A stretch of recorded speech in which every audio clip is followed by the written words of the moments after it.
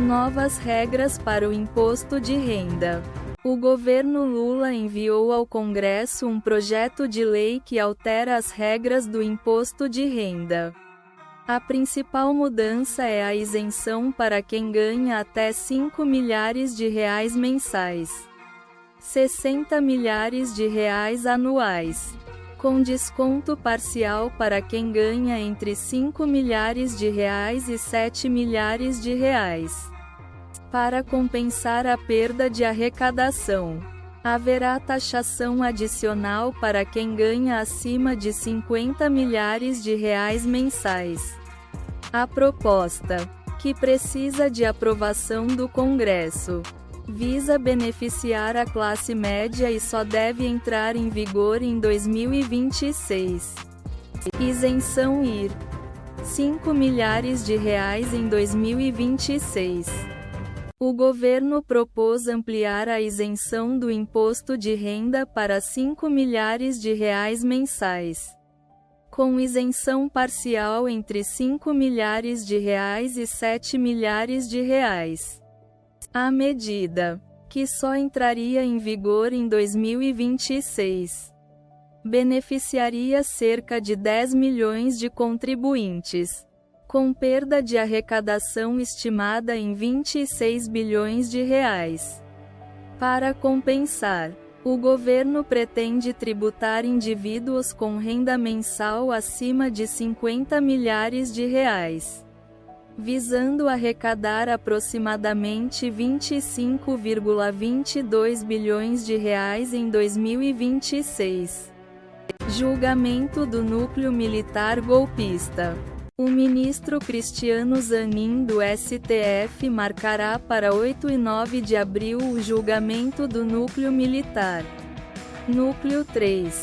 Da trama golpista, envolvendo Bolsonaro e outros 7 acusados. Serão 3 sessões para decidir se os acusados, 2 generais, 3 coronéis, 5 tenentes-coronéis e um policial federal se tornam réus. O PGR defende a transformação em réus dos militares acusados de ações coercitivas e participação em um plano golpista que incluía ameaças à vida do presidente Lula e do vice Alckmin. STF critica supersalários do Judiciário. Ministros do STF, Flávio Dino e Carmen Lúcia, criticaram o aumento de salários de juízes e desembargadores por meio de indenizações e outras verbas que burlam o teto constitucional.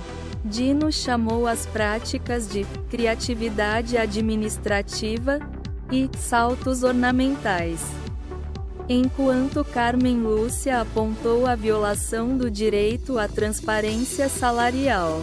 Apesar do governo priorizar a limitação de supersalários em 2025, a aprovação de propostas nesse sentido no Congresso é considerada improvável. Israel retoma ataques a Gaza. Israel rompeu o cessar-fogo com o Hamas e retomou os bombardeios em Gaza, causando centenas de mortos e feridos. Netanyahu declarou que só negociará com o Hamas sob fogo. Gonetti arquiva pedido contra Eduardo Bolsonaro. O Procurador-Geral da República, Paulo Gonetti, arquivou pedido do PT para investigar Eduardo Bolsonaro por falta de justa causa. Gonetti alegou que as acusações de conspiração contra o governo com parlamentares norte-americanos não encontram tipificação legal, pois não há indícios de consumação do crime. Eduardo Bolsonaro, que está no ZEUA, anunciou licença temporária do mandato e criticou o STF. Marina Silva defende fim dos combustíveis fósseis. A ministra Marina Silva defendeu na Conferência sobre Clima e Ar Limpo em Brasília a criação de um mapa do caminho para o fim dos combustíveis fósseis e do desmatamento. tema a ser debatido na COP30. Ela destacou a importância da cooperação internacional e o alinhamento do governo Lula com o multilateralismo climático. Avião de Lula arremete em Sorocaba. O avião presidencial arremeteu durante o pouso em Sorocaba devido a fortes ventos, mas pousou normalmente em seguida. Lula estava na cidade para visitar a fábrica da Toyota, que investirá 11,5 bilhões de reais até 2030. Esta é a segunda visita dele à cidade em menos de uma semana. O mesmo avião teve um problema técnico no México em outubro de 2022. STF. Julgamento de golpe de 2022. O ministro Zanin do STF agendou para 8 e 9 de abril o julgamento do núcleo 3 da denúncia da PGR sobre a suposta tentativa de golpe em 2022.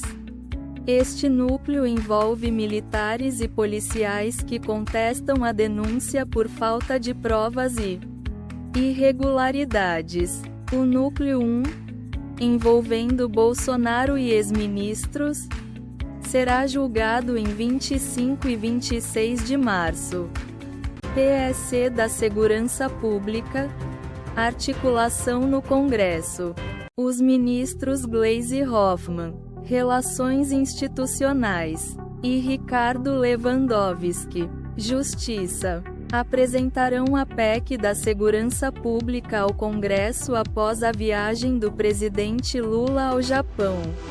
A expectativa é de que a resistência dos governadores esteja superada após ajustes na proposta. Dizem baixa ante expectativa de fim do ciclo da Selic. As taxas dos depósitos interfinanceiros, fecharam em baixa nesta terça-feira, impulsionadas pela expectativa de fim do ciclo de alta da Selic antes do previsto e pelo recuo dos rendimentos dos treasuries nos EUA.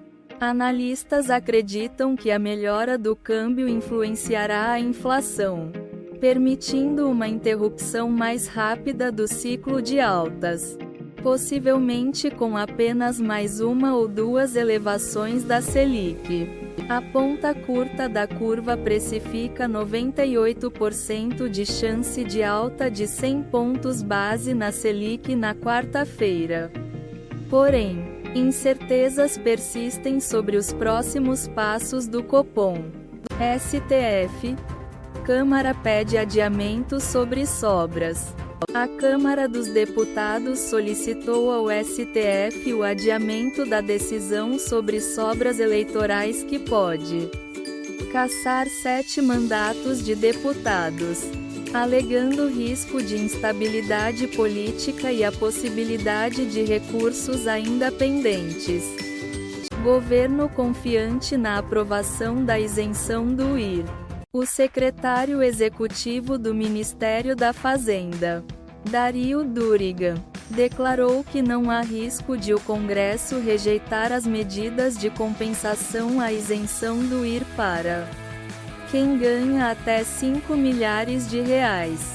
Há acordo para manter a neutralidade fiscal do projeto, que já foi assinado pelo presidente Lula e prevê também taxação de altas rendas.